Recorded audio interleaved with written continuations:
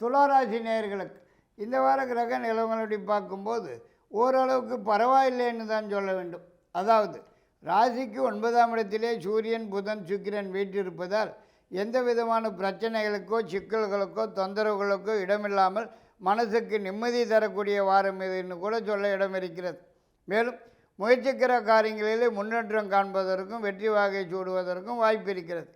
மற்றும் இந்த வாரத்திலே தொட்டது துலங்குவதற்கும் நினைத்தது நினைத்தபடி நடந்தேறுவதற்கும் எதிர்பார்க்கிறது உடன் கைக்கு வந்து சேருவதற்கும் எதிர்பார்க்கிற இடங்களிலிருந்து நல்ல செய்திகள் மகிழ்ச்சியானதை வந்து சேருவதற்கும் நீண்ட நாளைய முயற்சிகளுக்கு நல்ல பலன்கள் காண்பதற்கும் ஏதாவது ஒரு புதிய முயற்சியில் ஈடுபட்டு வெற்றி வாகை சூடுவதற்கும் அதிகப்படியான வாய்ப்பு இருக்கிறது என்றே தான் சொல்ல வேண்டியதாகிறது.